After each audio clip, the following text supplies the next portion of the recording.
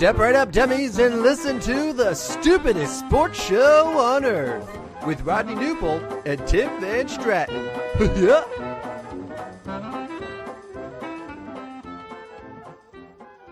Well, hello, dummies, and welcome to episode number 37 of the stupidest sports show on earth. My name, as you all remember, is Tim the Great White Shark Van Stratton. With me is Rodney Newpol. Rodney, happy Friday. I'm freezing. I'm cold all the time. Yeah, crazy part is it's about 25 degrees warmer than it was 3 days ago. Yeah. It's literally like, it was in the negatives, and now we're like closing in on maybe the 20s at some point. But yeah, freezing as well. And NFL Final Four weekend should be good. But we're kind of narrowing our focus here. We're going to be getting out of football and into basketball and baseball soon. It's real and it's here. I'm kind of excited about it, but also like kind of not, because it's, if you are in sort of the sports industry, right? It's very easy during football season to be like content. Oh yeah. Because it's just there. NFL is always providing. The good news is, as we discussed on Tuesday, where it's like, well, why do they allow NFL head coaching hires during the playoffs? The NFL has no problem creating headlines year round. Yeah. So even after the season's done, like, expect free agencies to expect surprise cuts. There's going to be draft talk. I know you love draft talk. So.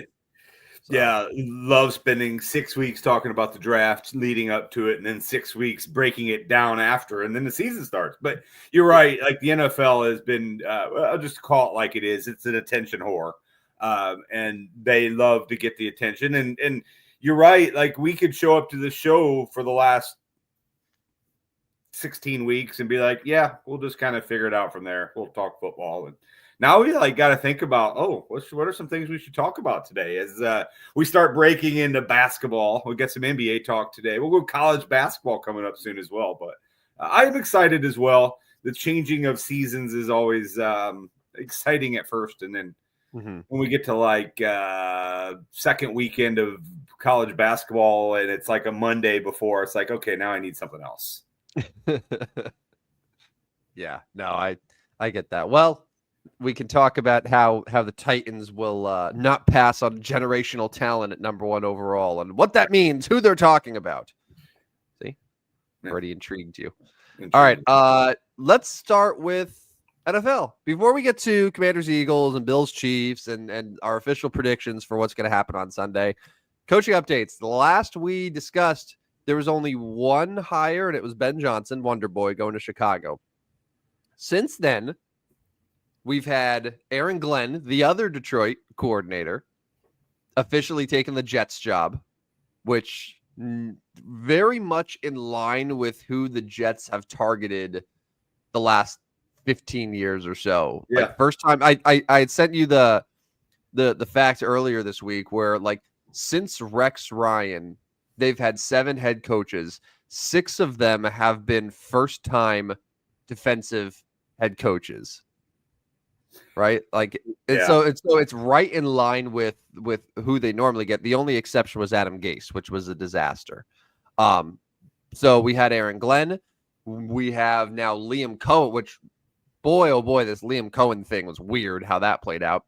And then, while it's not official yet, all signs seem to be point to the Cowboys staying in-house with Brian Schottenheimer. Goes against everything that you predicted about Deion Sanders, who I don't even think is getting an interview, or I don't know what happened there. But so where do you want to start with the latest coaching hires here? Yeah, so the Liam Cohen thing is obviously interesting. Him turning it down, remaining in Tampa, and then coming now as of late last night says he will take the job and they're going to hire him. I mean, that had a lot to do with the GM situation there, right? We saw Trent Baalke, he was fired in the middle of this process, and weird, after it, this guy wants the job. So It was pretty apparent that he didn't want the job because he didn't want to work with him. Okay, we'll get rid of the GM. We'll hire you as head coach. Now Jacksonville's got to come up with a GM, right? I mean, unless they have somebody in mind already that I missed. So they kind of did it backwards, kind of. I mean, but I don't mind that situation. Get your coach and now figure out a GM that's going to go with him, going to match up well with him. But leave it to Jacksonville to botch that one. Yeah, and this Diana Rossini tweet from yesterday really, I think, encapsulates it well. Like, this is sort of the desperation that they had. So, she says, so what changed for Liam Cohen? He got on the plane to Jacksonville after Jags ownership called him directly and explained they will let him pick the general manager and would pay him Ben Johnson level money along with multiple years, per sources. Yikes. That is Liam Cohen is the clear number one target. That's the guy that we want. He's the offensive guy who is really going to help rejuvenate Trevor Lawrence, who right now, like Trevor Lawrence, based on expectations, has failed. Right, big time, yeah. So they needed to, above all else, make sure that their guy can come in and work with him. And Liam Cohen has a short but really solid track record right now with Baker Mayfield. So they're like, well, shoot, if the reason that we can't get Liam Cohen is because Trent Baalke, which like Trent Baalke, like he had his time. He's not a good GM. He's not. No. Then it's not worth it. And let's just on a desperate whim, like, let's fire him and just pray that Liam Cohen is like, we'll just do whatever you want. Please just come here. We need you. We need you bad. And he's going to be, I mean, Ben Johnson's what now right up there as among the highest paid coaches in the NFL. Liam Cohen's going to get the same thing, just out of desperation. Yeah, and as a guy that has no head coaching experience whatsoever either. Yeah. I mean, you see Eric Glenn, you see Ben Johnson, you see Liam Cohen, all three with no head coaching experience. I mean, I'm not saying they're going to be Brandon Staley, but we've seen this situation with Brandon Staley where it's like, oh, this is the next guy, comes in as the head coach and is a complete disaster. Who Adam Gase was another one. So a lot of risk there. So how does this work now? Does Liam Cohen get to pick his GM and then like he fires the GM when he wants to? Like, how does that work? Like, I don't quite understand how that works. Because typically the GM hires the coach. So how's this going to work? That's a really good question. And there's a reason, Rodney, that typically you don't have head coaches choosing the GM or having a huge say, because ultimately the GM is the guy who is the boss of the head coach and so the team in general, who he controls like the personnel, right? It should not be the other way around. Like, the only situations where you don't have that is Bill Belichick, who was also the GM, like the de facto GM, right, when he was with New England. So yeah, I don't know how it's going to work, but my guess is it's probably a situation where Liam Cohen will have a huge say in the general manager. As you mentioned, someone who aligns with sort of what he is looking for, what he wants to get out of this team.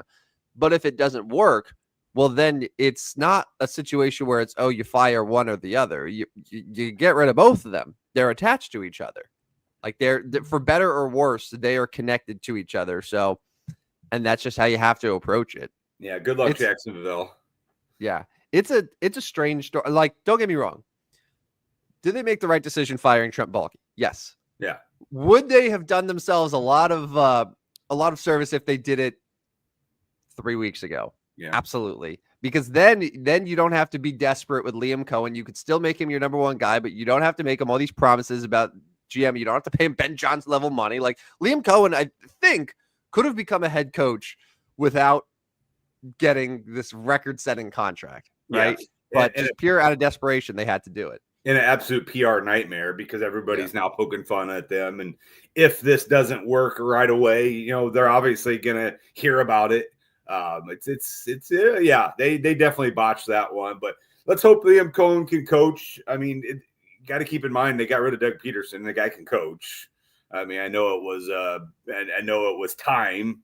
It was not going well for him in the franchise, but maybe there was more on Trent Baalke. But anyways, yeah, that one didn't go well. And then, as Aaron mentions here in the comments, Robert Saleh back to, and I like that move. I mean, we've all seen Robert Saleh can coach a little bit. He's back to San Francisco as the defensive coordinator. That should help out again. San Francisco is going to be one of those teams where it's like, oh, yeah, they're still here. They're going to be good again. There's no doubt about that. Yeah, I mean, they they had a bunch of injuries that really hampered them, and now they're going into the year with a, a defensive coordinator who was great for them. Brock Purdy desperate to earn a contract and a last place schedule. So we talk all the time about the difference that can make in the NFL with these teams. I mean, hell, look at the Washington Commanders. Like, the schedule helps, right? And new coaches help. So yeah, that'll be really nice for them. All right, moving on to the Jets real quick. I found the official thing. This was from Schefter once they hired Aaron Glenn. So the Jets have now hired 7 head coaches since the end of the 2000 season. And with Aaron Glenn, 6 of them have been first-time head coaches with defensive backgrounds. Herm Edwards, Eric Mangini, Rex Ryan, Todd Bowles, Robert Saleh, Aaron Glenn. The lone exception, Adam Gase. Not great. They have a type. They have a type. I like Aaron Glenn. But here's the thing, I feel like we always had the same thing where it's like when Todd Bowles got hired, people I like Todd Bowles. I like what he's about. Rob Saleh got fired. It's like, oh yeah, look what he did with that defense. I like Rob Saleh. It's like we're saying all the same things about Aaron Glenn that we said about all the other guys, and because it's the Jets, you're like, okay, well, are we just gonna fall for it again? Are we falling for it? But to me, it was a better hire than like Arthur Smith or whatever else they were flirting with, or bringing Rex Ryan back. Like, I don't know what was your sort of reaction there for a team that, as of right now, has Aaron Rodgers kind of, even though they're desperately trying to get rid of them. So where are they at as a team? Yeah, that's interesting that they're going a very similar type coach. I would have, I don't know, like I probably would have liked to have seen the Jets maybe hire somebody that brings in a little more excitement than Aaron Glenn. Like, I don't know as if Aaron Glenn moves the needle for them on the Jets are going to be back, but they couldn't get those guys. I mean, we saw the Jets they interviewed a bunch of guys. This is Aaron Glenn was the best candidate they could find, I guess. I don't know. I wasn't thrilled, wasn't sent over the top on this move. Maybe it's because I saw Detroit really struggle down the stretch defensively. I know he was missing a ton of guys, but I don't know. I wasn't blown away by this hiring, and it's kind of going to be like Brian Schottenheimer in Dallas, not blown away by the hiring at all. But I saw Schottenheimer put up some of the worst years in St. Louis, so I'm a little jaded by this one. But he was literally hired as the guy to tank in St. Louis. So maybe the guy can coach. We've seen him can coach. Both those hirings just kind of have me scratching my head a little bit. I'm not over the top thrilled by either of them. Yeah, the stock on Aaron Glenn after the game might have gone down a little bit, but also, like, I know you're saying he's not a splashy name, but believe it or not, Aaron Glenn probably was considered one of the better head coach candidates in this cycle. Now, maybe that speaks to the overall quality of candidates, but like it wasn't someone that was like out of left field, a very unpopular decision. Like, I think most Jets fans are excited about Aaron Glenn coming in. He used to play for the Jets. He's a former player with that experience, which I think can be a good thing. It's kind of similar to the Dan Campbell effect, like that guy who played and did it recently. D'Amico Ryan's a similar thing. There's some value there, but I understand why you're a little bit hesitant. I'm just trying to figure out how they approach their Aaron Rodgers dilemma. Yeah, that's going to be interesting. I mean, they got to try to talk him into just not coming back, right? Well, I think the team desperately wants him gone. Yeah. I don't know if he is going to be gone, but I know the team doesn't want him there, and that's just got to be a weird sort of thing. But like, if they're able to move on from him, right, then it's okay, well, let's see what we can do. Maybe it's Justin Fields, and then we draft a guy on day 2 or 3. Like, I don't think they're going to use their first round pick on a quarterback. But no, I wouldn't think so either. But I think that's the approach you got to take. You got to sit with Rodgers, and very, very going to be very difficult, because I can see him being, well, you don't want me, I'm coming back. I'm doing it in spite of you. But you got to talk to. If you can, hey, Aaron, like it might be best if you just go away, right? Like, your time's done here. Thanks for your service. There's probably other things you could be doing in life, but Yeah, I think that's going to be an interesting one to here over the next couple weeks, and they're going to have to figure that out as they start putting their draft plan together. So it'd be interesting to know. Aaron's probably in like Wyoming somewhere, right? Like he's probably in some deep forest. You can't even get a hold of him. No service. Oh, but yeah, that'll be an interesting story to play out as well. I don't think he's back as a quarterback at all next year. All right. And now Dallas, which nothing has been official yet. And there's maybe even some conflicting reports about it. But as of yesterday, it sounded like things were moving rapidly toward the Cowboys hiring Brian Schottenheimer, who was brought on as their offensive coordinator 2 years ago. Yeah, after Kellen Moore. Yeah. So I'm friends with a couple Cowboys fans, unfortunately, but it gives me some insight into how they feel about sort of the direction of everything. And I can tell you this, Rodney, confidently, all the excitement that Bears fans have with Ben Johnson, it's the exact opposite that Cowboys fans have with Brian Schottenheimer. And my guess is if this ends up being the case, if this is the direction that they go through, it sounds like the Cowboys, Jerry Jones, were somewhat okay with keeping things sort of the same, right? Dak would be back healthy, make a couple additions in the offseason. But like in general, things were fine the way that they were. However, Mike McCarthy was going to be too much money, like for an extension. We didn't know if we wanted to extend him, but we wanted to sort of keep things as they were. The easiest way to do that is for him to go. And then, hey, it's okay. Worst case, we just promote Schottenheimer. And nothing really changes there. No, yeah. And that's that actually surprises me a little bit that Jerry was not wanting to get more of a splash here. Jerry seems like maybe a splash hire more, a guy that we'll talk about, because we're not going to talk about Schottenheimer. Well, okay, maybe we will talk about Schottenheimer, but we're going to talk about him in a negative way through the offseason. Mm-hmm. I guess I'm just surprised that Jerry's not going to go get the name, the splash. But maybe nobody wants it, right? Outside of maybe Coach Prime or somebody like that. So Dan brings up a good point here in the comments. Whole reason Cowboys fired McCarthy to bring in Prime. Now they aren't going to do that. I know it's an old take, but Jerry Jones needs to step down as GM. Yeah, I mean, we said that, but he's not going to. Like, this is his. He bought it. It's how he wants to do it. That's not going to happen. But yeah, I'm very overwhelmed by this hiring, and actually really surprised if they do indeed hire Schottenheimer. Yeah, well, I mean, he's and even if it's not Schottenheimer, I think that the fact that he has gotten the second interview, the fact that one of the only other candidates is Kellen Moore, who was recently the Cowboys offensive coordinator, like guys that are very familiar, nothing that is a huge shift. That tells you the process. Like, it tells you what you need to know, that they don't feel the need to do something totally out of left field, which would be Dion, right? Like, that's play. But like, there's been nothing about Dion getting an interview. It's all just been like, oh, Dion would accept the job. And it honestly, it sounds like all of the stuff about Dion Cowboys has been coming from Dion's camp, being like, yeah, he's interested. Yeah. And the Cowboys are just like, I don't know. We're not interested. Yeah.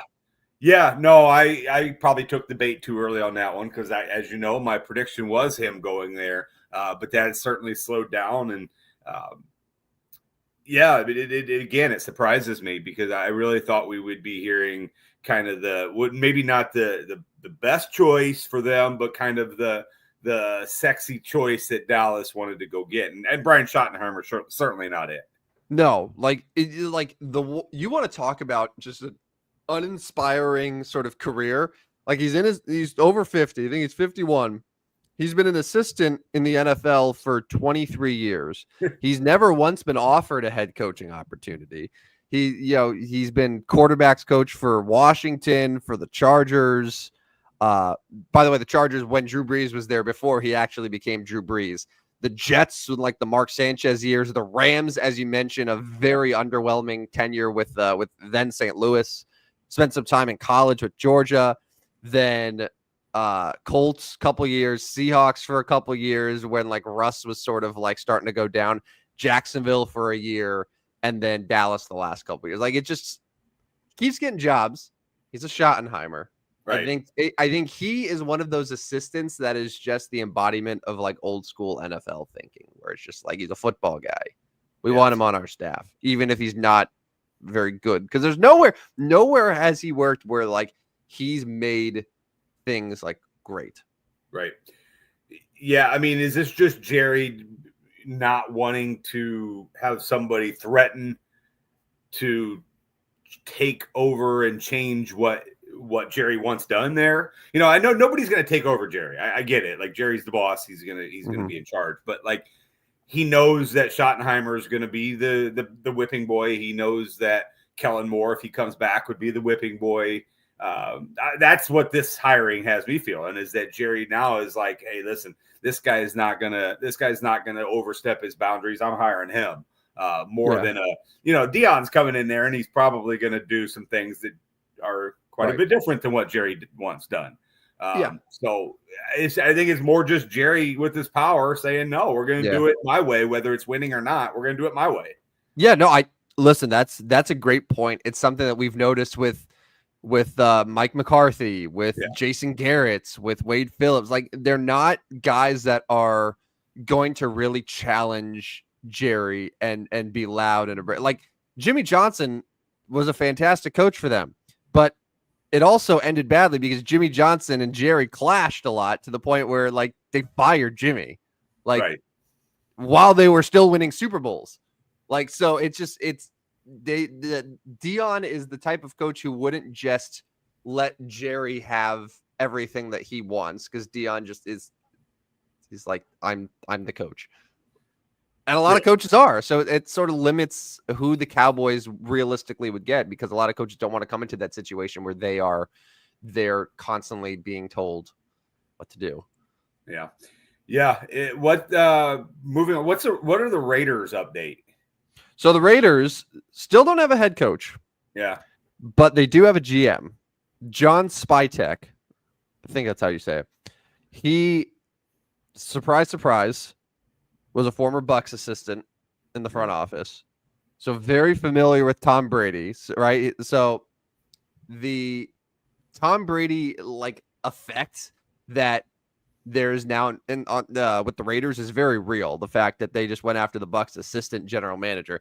It probably also makes you think to some degree that the Raiders might have been interested in Liam Cohen as sort of the backup plan, and which drove the Jaguars to be like, we'll give you anything you want, just please come here. Like you don't have to move very far from Jacksonville, like all of these things to just try to convince him, because that would be a logical sort of second option for the Raiders after the Ben Johnson thing didn't work. But yeah, it's goes in line with like Brady's sort of is a very big say there, and we'll see the head coach that sort of goes along with that now. But yeah, I mean, they have a GM. I'm trying to think like who is the logical choice now? I mean, we're seeing all these guys getting hired. We're seeing candidates that they've poked some interest in. What's your latest prediction on the Raiders then? Well, after the Ben Johnson thing became official, I think I went to Pete Carroll. Now, I don't know if Pete Carroll is actually getting, like, if he's one of the second candidates, because like right now I think the known candidates is Carroll, Vance Joseph, Todd Monken, Ron Rivera, Steve Spagnuolo. Like realistically, like it's not gonna be Ron Rivera, it's not gonna be Spagnuolo, so it's probably gonna be Todd Monken or Pete Carroll. I think is sort of how I'm interpreting it right now. I think they do want an offensive guy. So yeah, and all those guys are older. I really don't know. Like they don't have a huge. Go ahead. Yeah, no, they're older guys, which I think after because Josh McDaniels was a younger guy, didn't really work. Antonio Pierce was a younger guy, didn't really work. it wouldn't surprise me if they want to buck the trend a little bit and go with someone that's a little bit older, that's more of a established guy. Certainly, that would be Pete Carroll. Yeah. Another option that I'm seeing is the Chargers defensive coordinator Jesse Minter could Okay. be a possible option, and he obviously had a great year with the Chargers this year. I don't know if he's a serious candidate there, but that was just a name that people were floating around. But yeah, I would say Todd Monken or Pete Carroll is going to get that Raiders job. All right. Let's talk about Sunday's games. We got the first one coming up on Sunday. The Commanders at the Eagles. Commanders at Eagles. We've seen this play out twice this year. Eagles won the first matchup. Commanders won the second matchup. Currently, I see Eagles -6, 47.5 is the total. I'll start with my pick, with my prediction here. Oh, just going right out there. Okay. Eagles win by a touchdown or more. I think, and you can kind of talk about it because I think you're on my side here as well. But you're on it because you want to jinx them, and the Tim jinx is real. But I feel like Philadelphia is the much better team here. Jaden Daniels, great story, been fun to watch. Philadelphia is going to have an answer. A team that's seen him twice. I think they will have a good answer for him.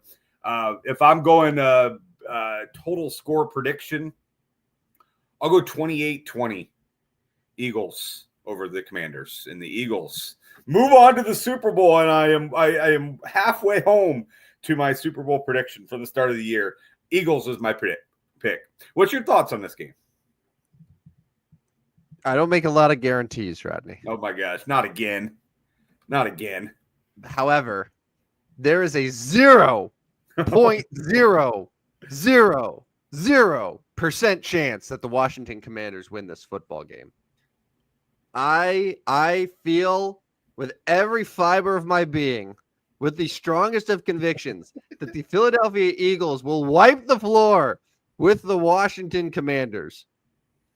It will be such a bloodbath that the Washington Commanders will be like, it will be so bad that the Washington Commanders might not even have the name Commanders once it's all said and done.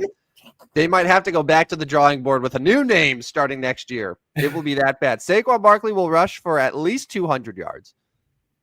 And it's going to be a bloodbath. Save your energy. The game's over. Just pencil the Eagles in. Sharpie, it's done. Yeah, I don't know about that. I certainly don't know about that. Commanders are obviously playing great football right now. Philadelphia obviously has the potential to coach their game away from this. They pull to malpractice in coaching in Nick Sirianni. I get it, but on all seriousness, I just think Saquon Barkley, Jalen Hurts. Now I don't know the health of Jalen Hurts. Haven't heard a lot about it. I assume he's good to go and as healthy as he's going to be in late January. But the Eagles have been one of the best teams all year.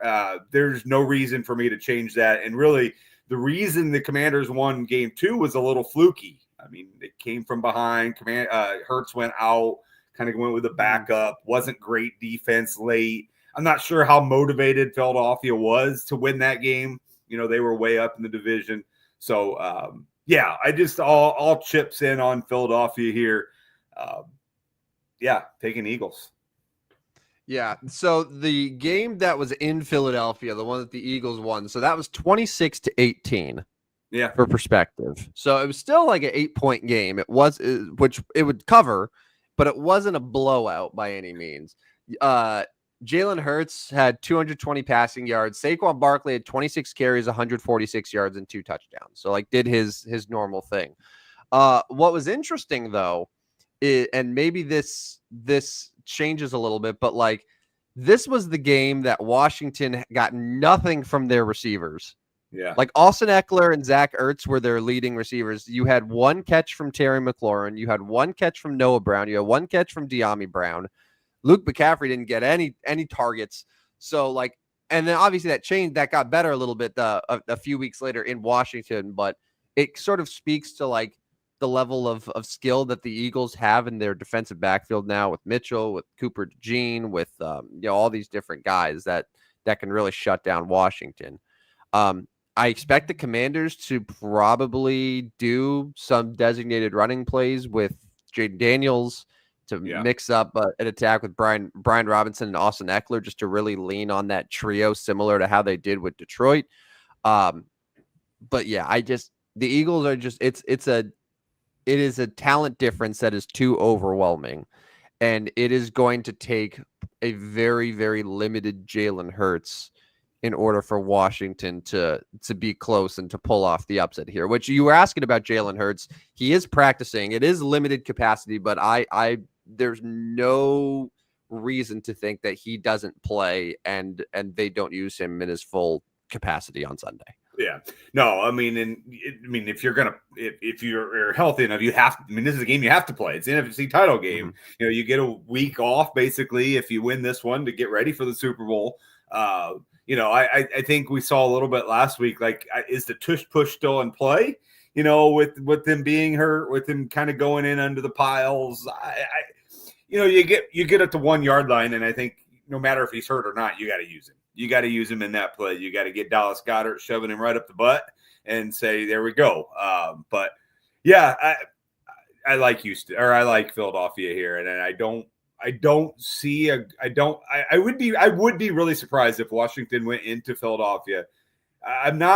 We've been surprised by Washington, but I would be super shocked if they could do it a third straight week, go on the road, win this game, and beat who has been the best team in the NFC, and that's the Eagles. So, yeah, I'll give the Eagles. But I also I'd be, you know, I know you mentioned there's 0 chance, and some of that sarcastic. I understand that, but I would be surprised. Yeah, 0. I would be really surprised if the Eagles absolutely blew them out, though.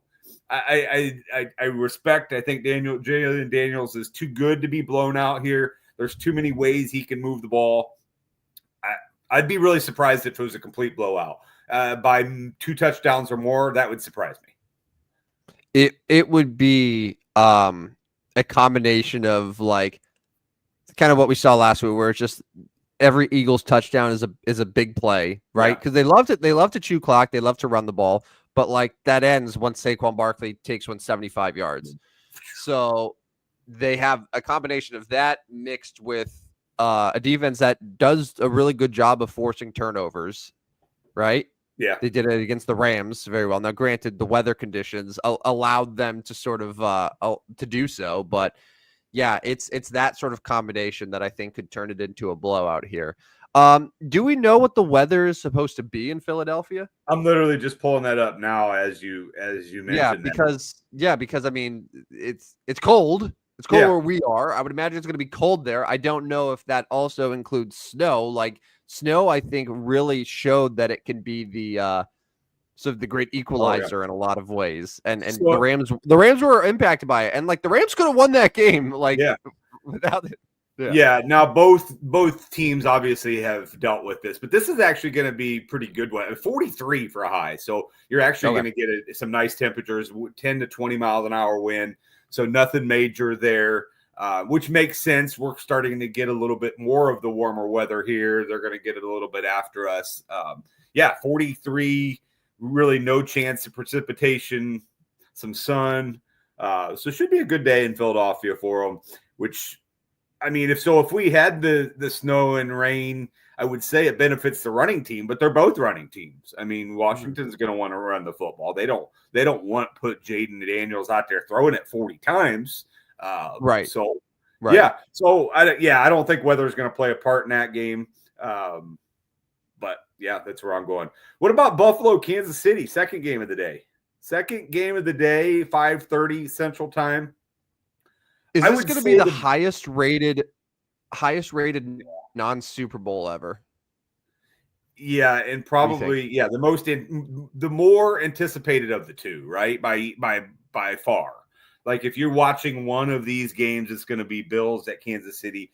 Now that's 33 degrees, partly cloudy, very light winds, so really no weather issues there either. Yes, it's going to be cold in Kansas City, at 5:30, but like cold's going to be like high 20s. So it could be a lot worse in Buffalo and Kansas City this time of year, certainly. So I'll let you start on this game. Bills, Chiefs. Where's your head at here? Roddy, you don't make a lot of guarantees. Oh my God, not again. No.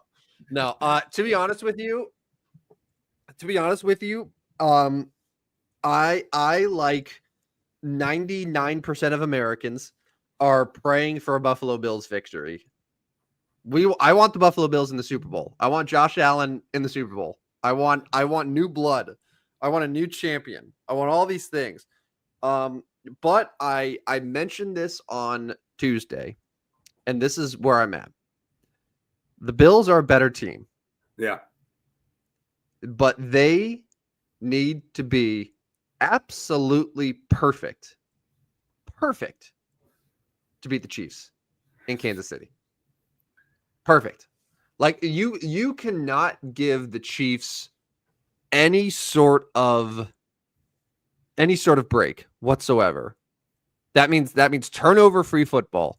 That means playing a clean game without penalties. You know, you're not killing your drives with holding penalties and like all of these things. You're not no illegal formation. Like you need to have the cleanest, most disciplined football game of your life in order to beat the Chiefs. Right?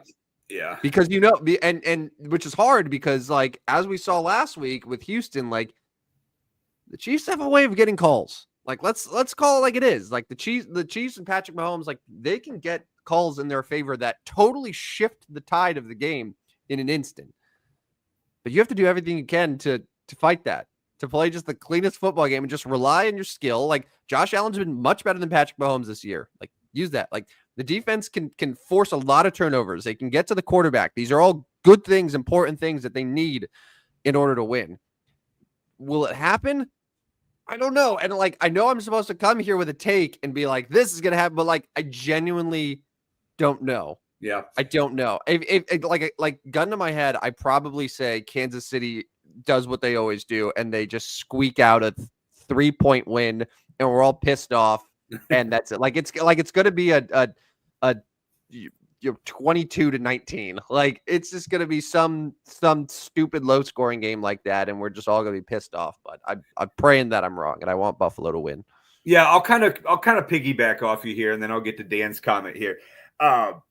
If I'll just go out here, if Buffalo turns it over one time, they lose. Right. Like I will say that. And I know you mentioned they got to be perfect and they do for the most part got to be perfect. But I will say they do not turn it over. Buffalo has not been a turnover team. I mean, Josh Allen's been very careful with the ball for the most part this year. I mean, he has not been the reckless Josh Allen. Now, James Cook's got to take care of the football. Their receivers got to take care of the football once it's caught. So there are obviously lots of opportunities for turnovers, but I will say, I will go with my prediction that Buffalo does not turn it over and Buffalo wins this game 24-23. Wow. Last late drive for Buffalo. And if they're going to do it, they're going to have to do it with like 8 seconds or less, because if you give Patty like 10 seconds, he's going to give yourself a chance to score. What was it? Was it 13 seconds in the one from a couple of years ago? Yeah. Yeah. And like any shred of timeout, you better not do it. But I'll go 24-23 Buffalo. I called at the beginning of the year. I got to stay with it. Like I can't come on here and say I'm going to take Kansas City because I still have Philadelphia, Buffalo. So I'll take Buffalo. I'm going to go like 24-23 right now. The spread's at 2 for Kansas City. 48.5 is the total. So I'm right around there on the total. I do think Kansas City will turn it over. Buffalo can turn Patrick Mahomes over once or twice in this game. Mahomes will throw an interception. That's my final score prediction, 24-23. Let's get to, so Dan says game is going to end on a Chiefs field goal after Buffalo gets called for a questionable roughing the passer penalty. He books it. Yeah, I mean, like that, but that it's funny. That is exactly how the Chiefs season has sort of gone. Yeah. Like you need to give the Chiefs their credit with what they can do, like the ability to take advantage of things that work out for them. Like every team can get officiating on its side. But like, if you're still bad at football, like you're not just going to automatically score because of it. Like they had 8 sacks on Houston last weekend. Like they totally shifted the game based on their pure abilities in the fourth quarter and allowed themselves to win that football game against the Texans. So like you have to give them credit in that regard. But yeah, like that's the type of script that just would make all the sense in the world, but it would also just absolutely infuriate all of us. Oh. Like can you, like, if you imagine, like, that's what happens where it is a questionable rough in the passer call, and it's like a game that Buffalo has, they're winning by 2, but then a penalty like that happens. The Chiefs are able to then, move more down the field. Mahomes able to gain 25 yards, get out of bounds. There's 2 seconds left. Bucker comes in, kicks a field goal, and then we just hate ourselves. A 53 yarder or something is something silly like that. After I should have mentioned, after Tyler Bass missed at least one field goal and an extra point earlier in the game too. Or Bucker was out there for like a 57 yarder and they called an offsides penalty or something first, moved it up to 52 yards, and he makes it by 4 feet. No, I could see a situation like that. And then we got 2 weeks of all the cheaters. We got the pictures of Patrick Mahomes kissing referees and Andy Reid, doing. Yeah. We've all seen them. We don't know. No. There's no worse way that AI has been used than to see all of the photos of Patrick Mahomes and referees tongue kissing and Andy Reid and Taylor Swift doing the same. And it's just, why are we spending our time and energy doing this? And why AI, is this on my timeline? AI taking over the world, baby. Oh, that's where we're at. But no, honestly, you brought up a great point too about like turnovers. Like, it's not crazy to ask the Buffalo Bills to not make mistakes. They have 8 turnovers in the NFL this season. Yeah. They have 8. Yeah. Which is the fewest in the league, while also forcing a league high 35 takeaways. Yeah. So the best turnover rate by far in the league, which is huge for them, which helps. Yeah. I didn't know those exact numbers. I just knew Josh Allen has been terrific at not turning the ball over because, a couple years ago, that was kind of the talk on Allen is he's pretty good, but he's a little reckless. He's a little reckless. He'll lose the ball, but he's not losing the ball this year. He just is not. Do you want to know one other officiating nugget here that I just learned? No, this is interesting here, and this is actually going to work out very well in your favor. Okay. Perhaps we found the one officiating crew that isn't going to tongue kiss Patrick Mahomes. Okay. So Clete Blakeman is the head referee on Sunday. Yeah. He's been the ref for 12 Chiefs games since Patrick Mahomes came into the NFL in 2017. Kansas City in those games is 6-6. Oh. For perspective, they're 110-30 in all of their other games. So Blakeman's regular season crew led the NFL with 18 flags per game, but it's worth noting that Blakeman himself threw only 3 flags for roughing the passer, tied for the second fewest in the league. It's interesting. 6-6. That's not real good. No, and hardly any roughing the passers as well. So something to chew on. Yeah. Something to chew on there. That's certainly interesting, and goes and helps my Buffalo here. But I'm going to take Buffalo in a close one. I mean, you said gun to head, you're taking Kansas City, and that's probably the right choice. But it's the dumb choice, and I wish that I had balls and stones to not do it. But listen, honestly, and this goes back to the fact that I'm cursed. Like, I watched the Boston Celtics win a championship. I watched the Dodgers win a championship. Like, it's only fair that I'm left with Eagles Chiefs in the Super Bowl. There's no other way. Yeah. There's no other way. Yeah. Like, I just got to. Do you want to hear the officiating nugget? By the way, I know we're going backwards here, but the real officiating nugget for the Washington-Philadelphia game. Yeah, let's hear it. All right. This again comes from ESPN. So Sean Hockley is the ref. Worked the Commanders' Week 15 victory over the Saints. His crew flagged Washington 10 times, including twice for roughing the passer. He also worked the Eagles' Week 6 victory over the Browns, throwing 5 flags against Philadelphia, including once for roughing the passer. Overall, he tied for the 3rd most flags this season for roughing the passer. So that Jaden Daniels benefits a little bit. I mean, I don't know, or do we see Hurts benefit more from that? Probably Daniel. Maybe Daniel. I don't know. I feel like Jalen Hurts doesn't get as many of those Right? calls. I agree Yeah. with you. I agree with you. I think that might benefit Daniels a little bit, but that's not changing my thoughts on that one. No. I'm going Eagles in game 1. I'm going Bills in game 2, and we come back on Tuesday and we break down a 2 weeks worth of Super Bowl talk. Can't wait. But hey, I got what about 10 minutes here? I want to talk a little NBA with you. Yeah, you do. Because the NBA trade deadline will be coming up here before long. I know we got best 37s in sports we got to get to. But I just want to break down real quick from you, because you talked to me before the show about your Lakers absolutely blowing the Boston Celtics out last night. And I ask you, Yeah, they did. do the Los Angeles Lakers have any chance to win an NBA title? And then it got me thinking, who are the real NBA contenders? Like, who legitimately can win an NBA title? How many teams, in your mind, you follow the NBA fairly close, how many teams have a legitimate chance of winning the NBA title? Right now, I'm asking, how many teams are there? Okay, so there are 30 teams in the league, right? The good thing about the NBA is that history has made it very easy to show you exactly the realistic contenders, like the teams that for sure are gonna do it. So, like, you've heard of the 40-20 club, correct? Yeah. So the 40-20 club, for those that don't know, is, and this is, I think Phil Jackson's the one who started this, where the NBA champion will always be a team who has 40 wins, who reaches the 40-win mark in the regular season before they get their 20th loss. In other words, like, really good team is usually going to win the title. Like, then there's not a lot of room for parity and upsets, because there's 4 best of 7 rounds in the playoffs. Like, a really good team isn't going to lose 4 times in 7 games, like, unless shit gets crazy.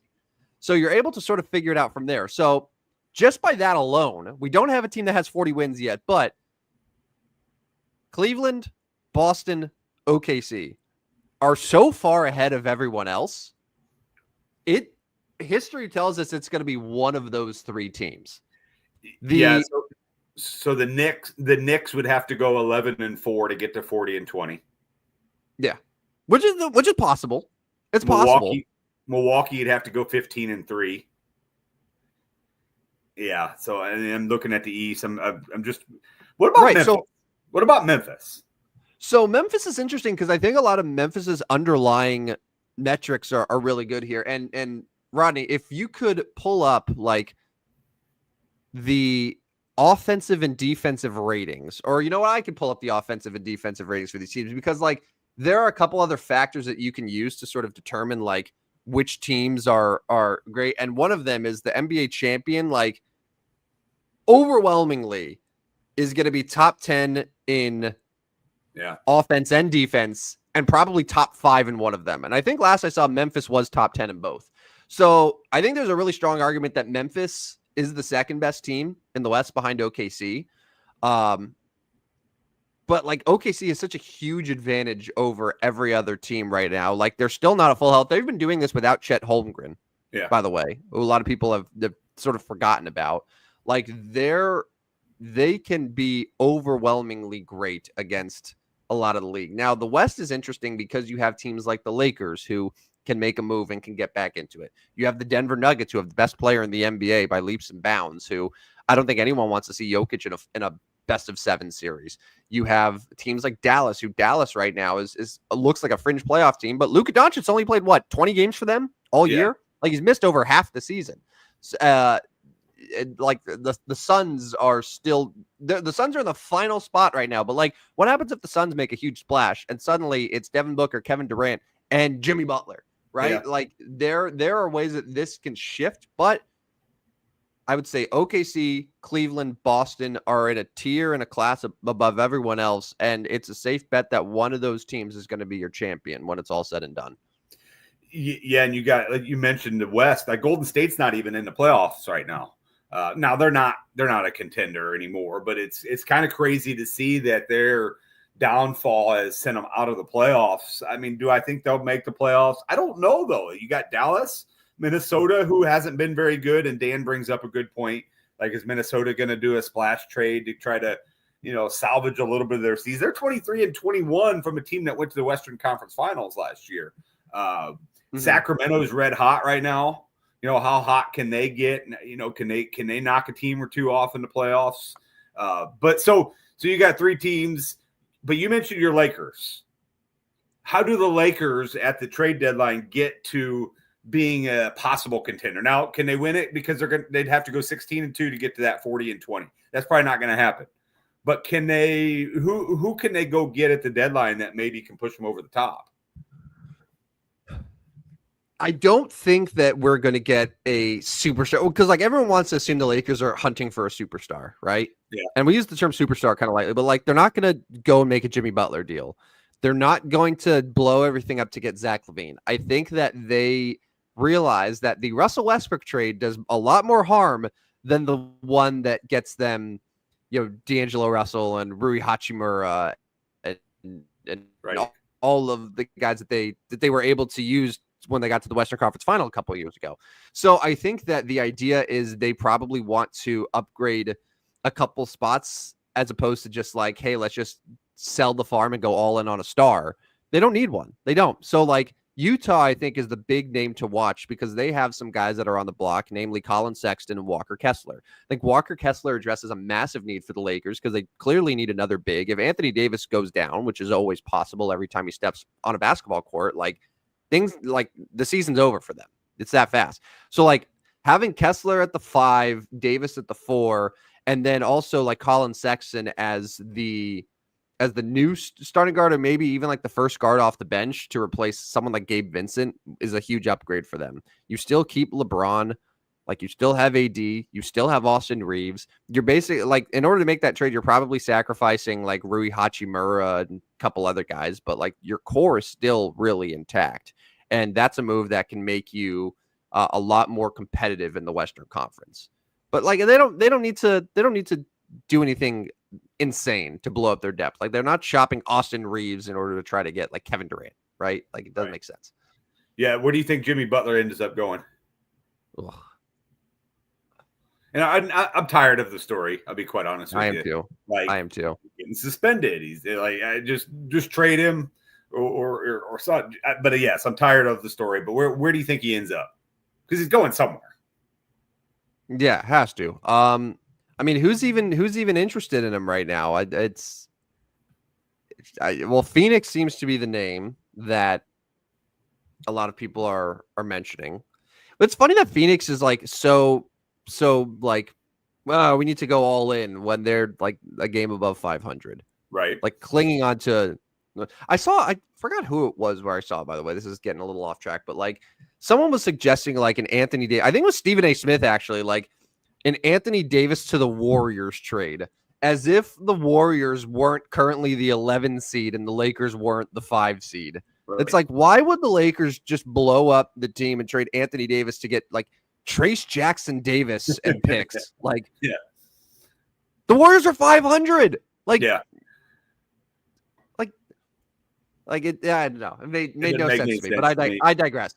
Yeah, is Milwaukee. I think Milwaukee's also interesting with Jimmy Butler as well, because it sounds like Chris Middleton would be the logical guy to move out there. He's already moved to the bench. It seems like he's kind of fallen out of favor a little bit there in some ways. I mean, Milwaukee's, the fact that they've turned their season around the way they have has been incredible. So there's a chance, like if they're able to get a guy like Jimmy Butler, they suddenly ascend to that range where they can really challenge Cleveland in the playoffs or challenge Boston in the playoffs, which they're 2.5 games away from the 3 seed right now. Yeah. I mean, Jimmy Butler's got history there in Milwaukee, obviously, but, so it would be a logical choice. And probably, I mean, basically he said there's a lot of teams that he would play for. There's a few that he wouldn't want to go to. Mm-hmm. But I don't think he would be opposed to going to Milwaukee. And with Dame and with Giannis, that's pretty good. Yeah. And really challenges Boston and Cleveland. And a team like Milwaukee would need to beat both of those teams to get to the NBA Finals. But with those three, certainly could be done. But we'll talk more NBA here in the next couple weeks. But I just kind of wanted to get your thoughts there. Yeah. Where we were heading as we get into, well, we're close to the All-Star break in the NBA. Just a couple quick things. Yeah. So like the offensive defensive rating I mentioned, pretty much NBA champions always going to be top 10 in both, likely top 5 in at least one of them. Cleveland, Boston, OKC are the only teams that are top 10 in both. Well, actually, no, there's one more, but they're top 10 in both. And then also a team that's not just top 10 in both, but the only team that's top 5 in both, the Memphis Grizzlies, who are 5th in offense, 5th in defense. And also another thing that I had discovered a few weeks ago, where for the last 15 years, so basically once 3-point shooting really started to explode in the NBA, every NBA champion has finished the season in the top 5 in true shooting percentage. The only exception was the bubble Lakers. Right now, the top 5 in true shooting percentage, Cleveland is number 1, Denver's number 2, the Knicks are number 3, Memphis is number 4, Milwaukee and Phoenix tied for 5th. And then you have Boston, who's 9th, OKC is 10th. So like they're not super far off and things can change there. But like that's like Cleveland, I think, is the only team where if you add all these things together, like they're the best team in the NBA right now. But also like Memphis is by the numbers, they should be right there. And like a Memphis OKC Western Conference final is very, very plausible. Yeah, it would be fun to watch. Both those teams, obviously, still fairly young. Both teams are young and have some up and coming players. So, should be fun to watch. You want to get to our famous 37s, our most important 37s in all of sports now? Not a single name comes to mind for 37 for me. No, I pulled up a few, and in football, Doak Walker was 37. Probably the best 37 according to not ranker.com, but other places here. So did you realize that for 3 seasons, your boy Meta World Peace wore number 37? Oh yeah. Yep. That's a good one. Yeah. The 3 of his 6 seasons there with the Lakers. Actually, do you know why he chose 37? Nick Van Exel wore 37 for a while. One season. Do you know why Meta World Peace chose the number 37? I know. I'm just asking if you knew. I don't know. No.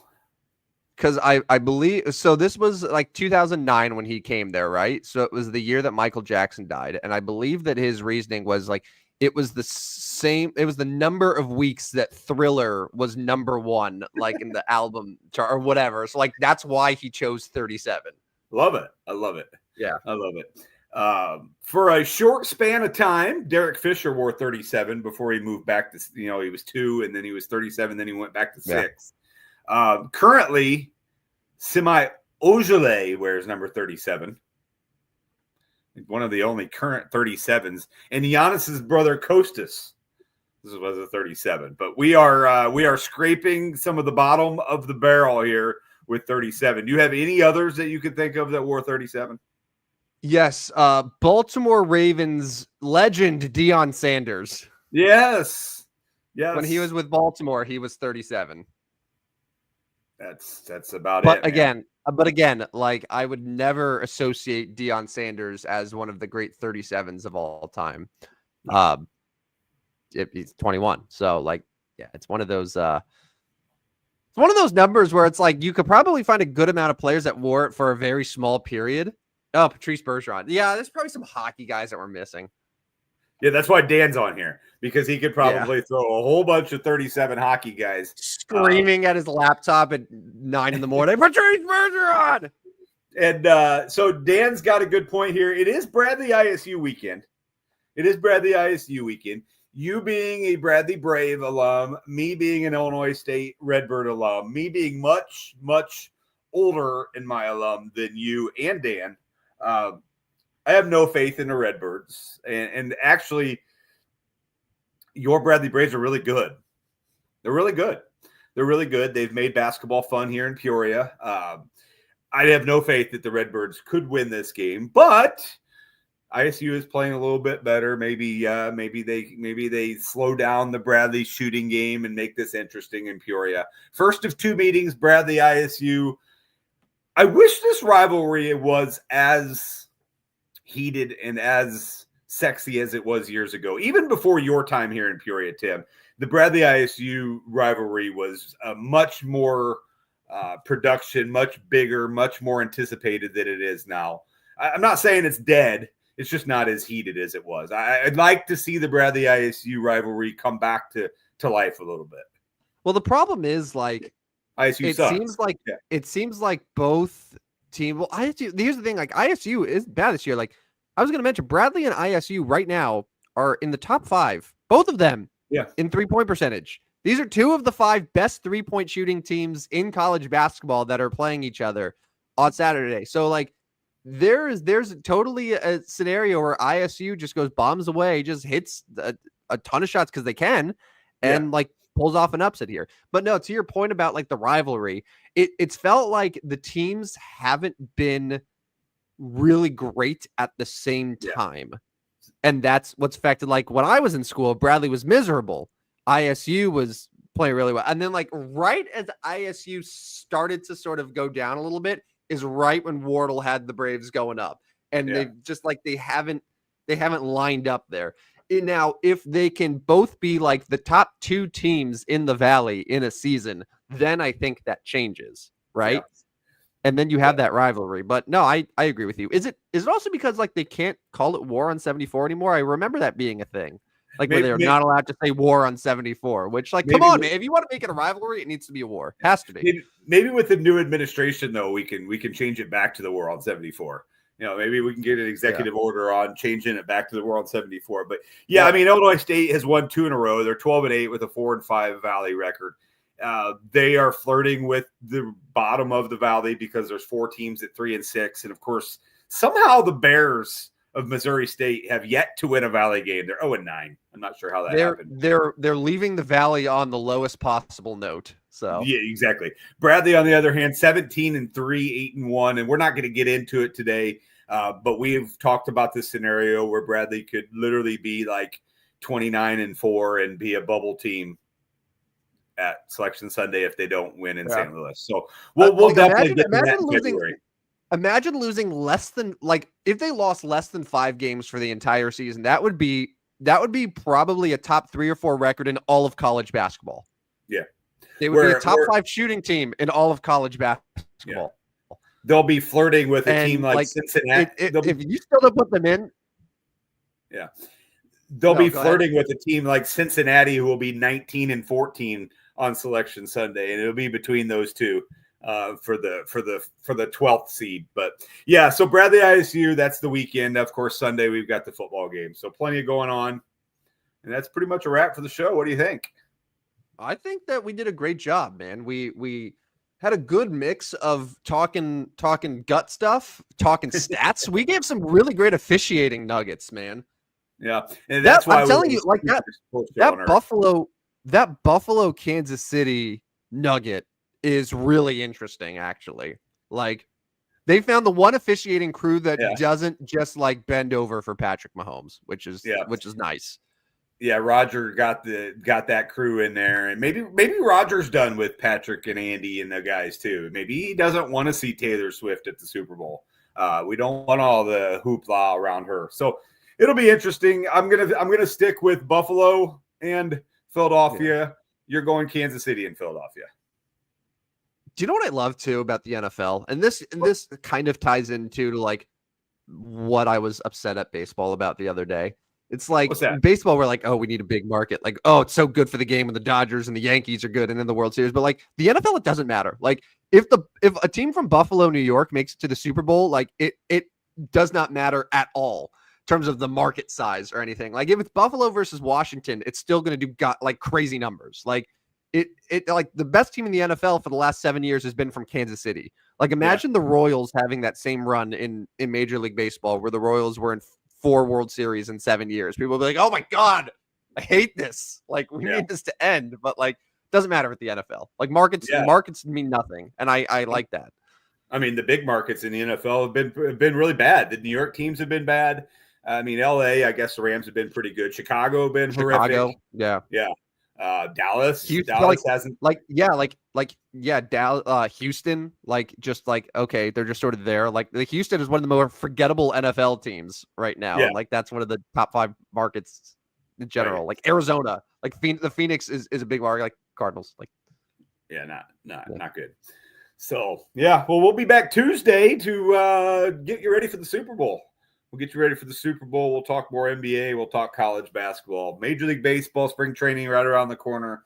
So the turning of the guard, the changing of the page for our show. What do you think? I think you have put a nice little ribbon on this show, buddy. Good job. Follow us on Spotify, Apple, and iHeart. You can come back later, listen to any of the shows, any of the 37 editions of the Stupidest Sports Show on Earth. And of course, we are on Twitter. Do not call it X because it is Twitter. And do not put the W in there. You're not going to be able to find us. We'll throw some nuggets up there. Maybe have a little weekend contest. I'm thinking about maybe throwing a little contest together on our Twitter account. So make sure you follow that and see if you can win something. Who knows? Maybe I will. Maybe I won't. I don't know. And then, of course, my Substack is going on 23 days in a row, banging out some winners. I am up in the positives. I do have positive units. That's a good thing because we were wrapping up 2024 with negative units. Yeah. There's a reason. There's a reason why I have to watch on the sidelines as punishment. I was losing too much money for the listeners here. Your units were suffering. So yeah. But Substack is available. Go ahead and sign up. That comes in your inbox every day. Typically in the afternoon, weekends. You'll find it in the morning, of course, before you do the action. There you go. That's it. Beautiful. Excellent. I think I did your closing parts pretty well there, Tim. Do you want to do the rest? You're on a roll right now. For Rodney Newple, he is Tim, the Great White Shark Van Stratton. This is the Stupidest Sports Show on Earth. We'll be back Tuesday night, 9 p.m. I think I'm available Tuesday. Actually, I know we have some local listeners. Tuesday, I know you're not huge on the boys' men's basketball here locally. Metamora Morton at Morton. Oh, I'll be there. That's going to be a big one, man. That's going to be a big one. The Mid-Illini is up for grabs that night. Metamora got them the first time. They come to the Potter Dome on Tuesday. But after that game, I'll be back here 9 o'clock Central Time. What do you think? Why don't you come to the game with me? Come to the basketball game. Just walk across the street, come to the basketball game. Never once invited me. But now I just did. Morton Metamora Tuesday night. Tuesday? So it is literally across the street for me. It's not much of a travel. I don't know. Yeah. Ask me on Tuesday. Yeah, we'll see what the temperature looks like. It might be a little bit too cold for you to get out, but we'll be back Tuesday, 9 p.m. Follow us on Twitter. Follow the Substack. He's Tim, the Great White Shark Van Stratton. See ya. See you guys. Step right up, dummies, and listen to the Stupidest Sports Show on Earth with Rodney Newple and Tim Van Stratton.